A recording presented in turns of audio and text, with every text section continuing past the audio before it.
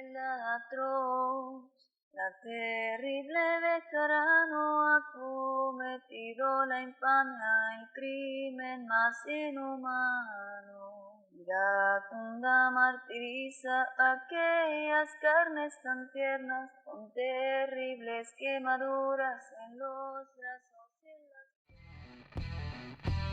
las... Estás escuchando Perfil Criminal con Tania Mino.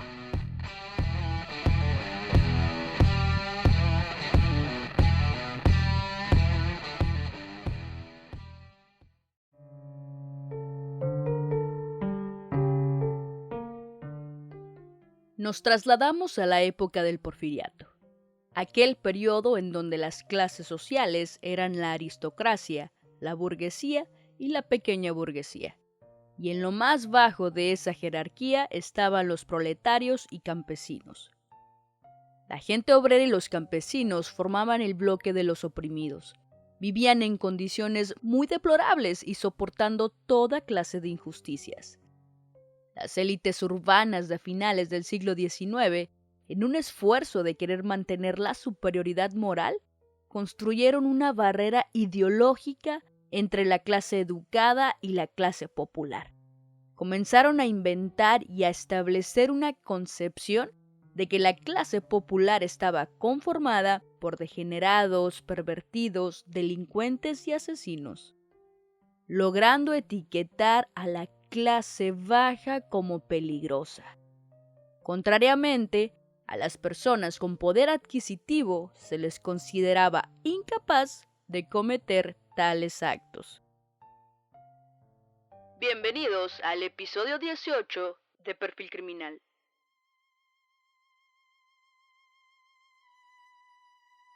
Los hechos ocurrieron en la Ciudad de México a finales del siglo XIX. La comunidad se horrorizó con los asesinatos de unas pequeñas niñas. La información es escasa. El hecho de que no exista casi información al respecto se debe a que se vivió en la última etapa del Porfiriato en 1887. Su nombre cobró notoriedad debido a que fue una de las primeras, si no es que la primera asesina serial en México. La autora intelectual y material de aquellos asesinatos era Guadalupe Martínez Bejarano, una mujer que pertenecía a la clase media alta de la sociedad, lo cual le facilitó las cosas a la hora de ejecutar sus crímenes. Casada con un señor de apellido Bejarano. Ambos procrearon a Aurelio Bejarano Martínez. Era conocida como Doña Lupe. Después de los crímenes, comenzaron a llamarla la temible Bejarano o la mujer verdugo. Su forma de asesinar era muy organizada y motivada por la satisfacción sexual. Atraía a niñas y mujeres jóvenes de bajos recursos, ofreciéndoles trabajo como empleadas domésticas o amas de llaves. Ya en su casa, las esclavizaba y las torturaba sexualmente. El primer crimen que la policía de aquel entonces pudo comprobar fue el de la niña Casimira Juárez en 1887. Nadie, pero nadie podía creer que Guadalupe Martínez Bejarano fuese culpable. Ante sus vecinos, la mujer verdugo era un alma caritativa que se había echado encima la tarea de criar y disciplinar a una criatura cuya naturaleza era viciosa y desobediente con tendencia a la criminalidad. Al investigar la policía a la señora Bejarano, alegó que Casimira no sabía hacer las labores del hogar, de manera que tuvo que castigarla con azotes, ligaduras de brazos y piernas, aparte de las quemaduras y el dejarla sin alimento durante 3 o 4 días. Para los policías no era extraño, por ende, que el reconocimiento sanitario a la víctima resultará perturbador. La encontramos en un deplorable estado, lívida y demacrada. Más bien parecía un cadáver que ser viviente. su cabeza cubierta con un abundante pelo enmarañado y lleno de basura, así como de lodo. El color de su cara desaparecía bajo una espesa capa de lodo. De todo su cuerpo se desprendía un fuerte olor nauseabundo. En la espalda, cerca de uno de los hombros, tenía una extensa llaga que dejaba descubierto el hueso y que provenía de las rozaduras de las cuerdas con las que el cuerpo había sido suspendido. Todo el brazo izquierdo supurando, con varias aberturas por donde salía el pus en abundancia. En los brazos y piernas, las escoraciones consiguientes a las ligaduras. En las partes pudendas, una amplia y profunda quemadura. Todas estas lesiones unidas a la abstinencia de alimentos tenían a la joven en un estado próximo a la muerte, y habría sucumbido si no se le hubiese asistido con la oportunidad que se tuvo. Casimira Juárez murió el 17 de junio en un hospital de la Ciudad de México, debido a las graves heridas que tenía su cuerpo. Se estima tenía entre 10 y 12 años. Los pocos registros que hay en la prensa acerca de su fallecimiento tienen que ver más con su verdugo que con su propia muerte. Tal vez, cuando fue adoptada, Casimira pensó que su vida al fin iba a cambiar. Obviamente para bien. O a lo mejor pensó que esa mujer, que era viuda y tenía un solo hijo, únicamente la necesitaba para que limpiara su casa, lavara la ropa e hiciera la comida. Ese sería el peor de los escenarios. Lo que seguramente no pensó fue que moriría sola en una cama de hospital tras meses de sufrir las peores torturas que la sociedad porfiriana no hubiera sido capaz de imaginar. Las colonias Roma y Condesa desde siempre han sido consideradas una muestra del desarrollo y la riqueza que trajo el porfiriato a algunas zonas de la Ciudad de México. Sin embargo, no hay que olvidar que los barrios pobres de aquel entonces también son producto de las políticas económicas del régimen, que favorecían a unos y marginalizaban a otros. La élite política y económica de la época veía a las colonias pobres de la ciudad no solo como fuentes del crimen, sino también de contagio moral. La prensa porfiriana, según los intereses de la élite, pintaba a la clase baja como personas que frecuentemente cometían actos de violencia, mantenían relaciones prohibidas, tenían enfermedades venéreas y practicaban abortos.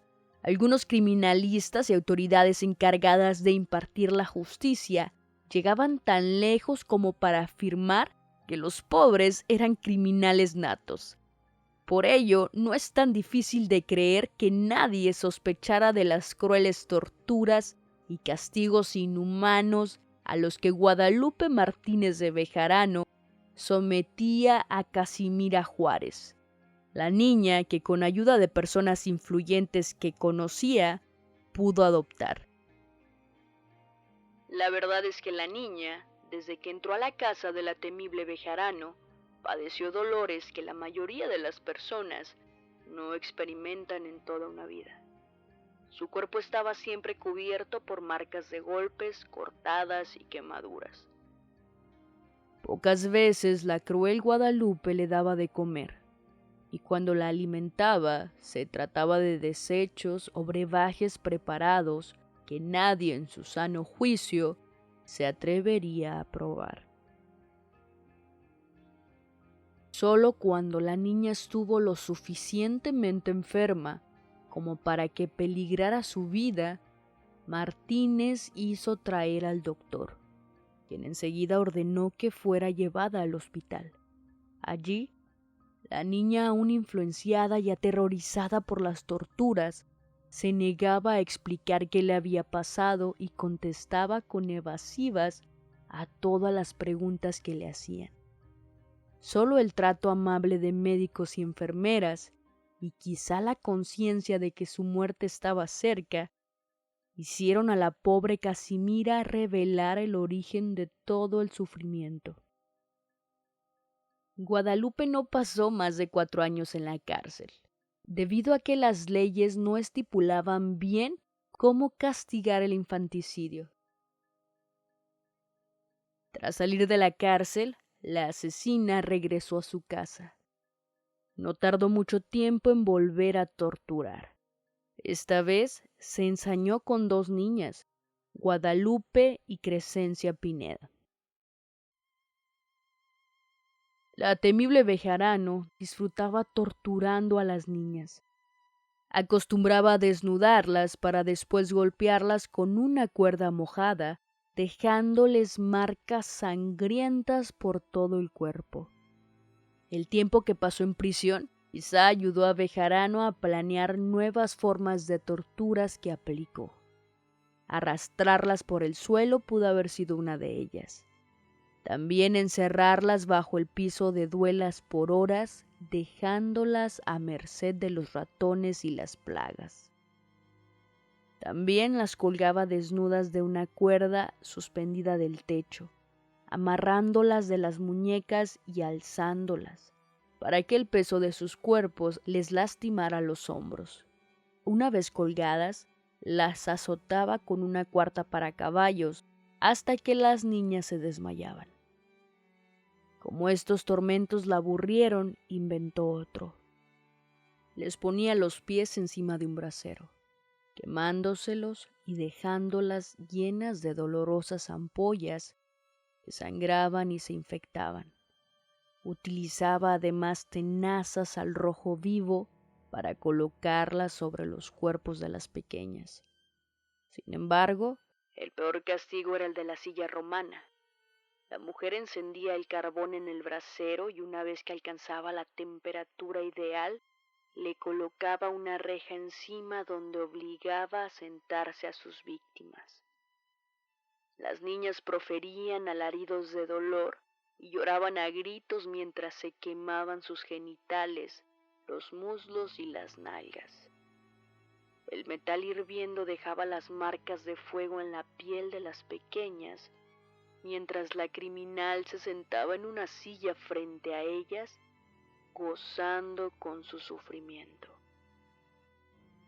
Cuando la policía volvió a detenerla, las niñas estaban muertas.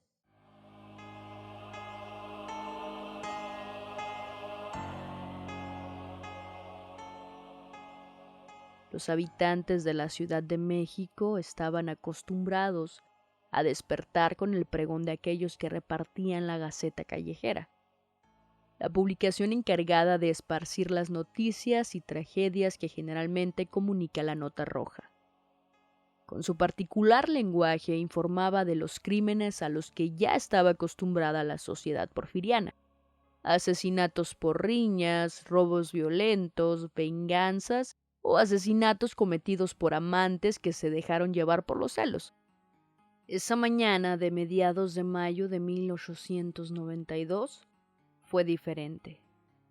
El impresor de la Gaceta no supo cómo o no se atrevió a condensar en un encabezado las atrocidades de la mujer verdugo. «El crimen de la Bejarano», gritó el voceador esa mañana. En varios números de la Gaceta Callejera, José Guadalupe Posada ilustró las escenas del martirio que vivieron las niñas. En uno de los grabados aparece la mujer arrodillada junto a la niña, quien está tirada en el suelo boca abajo, atada de pies y manos, mientras la mujer verdugo le quema la piel con cerillos. En otro, el ilustrador dibujó un brasero con carbón y a la niña con las extremidades atadas, mientras la temible Bejarano huye. Por otro lado, el escritor y editor Antonio Vanegas Arroyo, por su parte, compuso el corrido de la temible Bejarano, el cual aperturó este episodio. Un juez la condenó a 10 años y 8 meses de prisión. Durante el juicio se presentó a declarar el hijo de Guadalupe, Aurelio Bejarano Martínez. La señaló como la autora de la tortura y muerte de las niñas. «Estoy aquí para acusar a mi madre», dijo el joven, ante un escrito del Ministerio Público en mayo de 1892. Cuando detuvieron a la mujer y la pusieron en su presencia, no consiguió pronunciar una palabra más.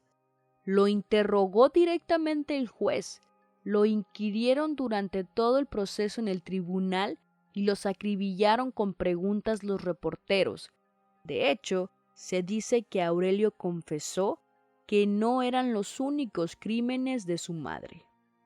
En su respuesta, la temible Bejarano le respondió: «Bien se dijo que esta acusación que sobre mí has lanzado hará que concluya mis días en prisión, pero nada diré respecto de su falsedad. Te perdono. Los hombres me condenarán, pero Dios, que ve en el fondo de los corazones, tendrá en cuenta el sacrificio que hago de mi libertad para que tú te salves. Que Él no te tome en cuenta la calumnia que arrojas sobre tu madre. ¿Quién sabe si tú fueses el que golpeó a Crescencia y ahora, mirando el cargo que puede resultarte, me achacas a mí tus obras?» Por supuesto, esto no era verdad. Ella era la responsable de la tortura y asesinato de varias niñas. Cuando se supo que la segunda víctima de la mujer era adoptada y que ya había cometido el mismo crimen años atrás, el juicio de las autoridades y de la opinión pública fue unánime: culpable. El carruaje negro en el que la temible Bejarano era llevada a la cárcel fue presa de la furia del pueblo. Insultos, escupitajos y hasta pedradas llovían contra el vehículo que transportaba a la mujer. Un pacto tácito del que era partícipe toda la sociedad había roto la Bejarano y el pueblo se quería encargar de remediarlo. Poco faltó para que la mujer fuera linchada por los habitantes de la Ciudad de México. Pero pese a todo, llegó sana y salva a su destino, la cárcel de Belén. En ese entonces, las galeras no contaban con retretes y las prisioneras debían hacer del baño en cubetas que luego vaciaban a un gran barril que emanaba un hedor inimaginable. Ya en prisión, tuvo que ser separada de las demás reclusas para evitar que éstas le hicieran pagar sus crímenes contra las niñas. En la cárcel vivió aislada. La repudiaban. No tardó en morir, víctima del miedo y de una infección estomacal de la cual jamás pudo librarse. Si no hubiese sido porque la temible Bejarano pertenecía a la élite urbana, desde el primer asesinato contra Casimira Juárez hubiese sido aprendida no con 4 años, sino con una pena justa, y tal vez se hubiese evitado que 2 niñas perdiesen la vida. A pesar de su maldad, es digna de compasión por lo que debe sufrir, encerrada en su prisión. Y allá entre la negra sombra de su oscuro calabozo, de la víctima inocente verá el espectro espantoso. Sin duda, el caso de Guadalupe Martínez Bejarano es un claro ejemplo de que la clase social no define tu moral ni tus actos. Nos reafirma que la sociedad privilegiada es quien se encarga de fomentar los procesos de exclusión social. Es claro que los ricos tienen más privilegios que los pobres. Las personas con mayor poder adquisitivo no son estigmatizadas como lo son las personas con menos oportunidades económicas. Hay gente que ya está estigmatizada nada más al nacer, arrojados a los brazos de una vida de ilegalidades y fechorías. En México, la desigualdad económica y social es un grave problema. Y está de más decir que las clases sociales generan brechas que tristemente no han de solucionarse en un futuro cercano.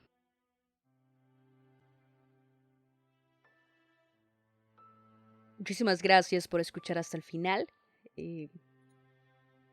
Quiero aprovechar este espacio para enviar saludos a las personas que se estuvieron reportando en redes sociales durante estos días.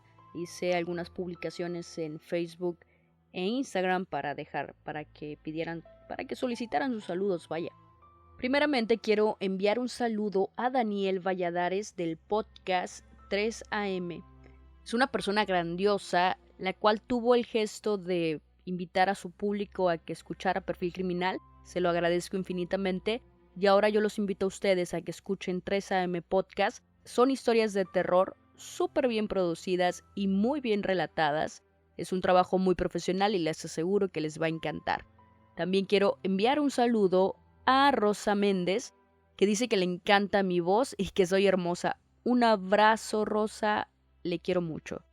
También a Alex Bond, que siempre está muy al pendiente de las redes sociales y me dice que si puedo mandarle un saludo a Fer Sánchez, que la quiere mucho, y también a Alex Silva hasta Aguascalientes, siempre leales al podcast. Un abrazo grande para los tres. A Josh García también un abrazo. También quiero enviar un saludo, no me dice el nombre, es un usuario de Instagram que dice Moonlight y dice que quiere un saludo. Un abrazo, hermosa, un abrazo hasta Aguascalientes.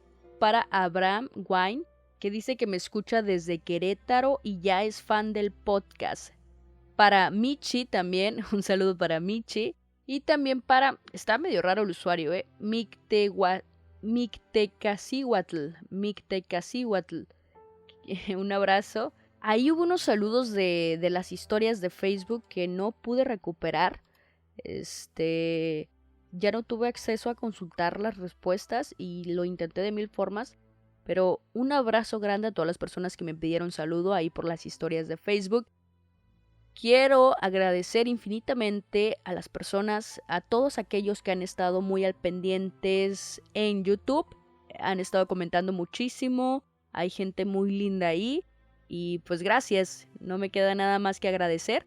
La semana pasada colocaron al podcast en tendencia, en el número 7 a nivel nacional en Spotify y en el número 35 en Apple Podcast. Así que mil gracias, estuve muy encantada por ese resultado. Ya por último quiero darles un comunicado en el cual les informo que el episodio 18 es el antepenúltimo episodio de la primera temporada de Perfil Criminal. Así es, llegaremos hasta el episodio 20 con 20 historias de asesinos seriales y después nos pasamos a la segunda temporada. No tardará mucho en llegar, simplemente es para hacer modificaciones de edición y de formato, no tanto, pero sí es para hacer una serie de modificaciones positivas. Ya lo estuve informando en el grupo de Facebook de Perfil Criminal Podcast, que por cierto se pueden meter ahí al grupo e ingresar en Facebook y pues también darle like o seguir a la página de Tania Mino Podcast. También quiero mencionarles última cosa, que me acabo de crear una cuenta de TikTok donde estaré subiendo videos informativos de crímenes y asesinos seriales. No solo será de asesinos seriales, será de todo tipo de crímenes mexicanos. Ya saben que me pueden seguir en Instagram y Twitter como Perfil Podcast. En TikTok estoy como Perfil Criminal. Ahí me pueden seguir, darle me gusta a los videitos que voy a estar subiendo. Les van a gustar, van a estar medio informativos y entretenidos a la vez.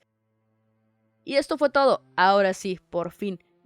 Mi nombre es Tania Mino y esto fue Perfil Criminal.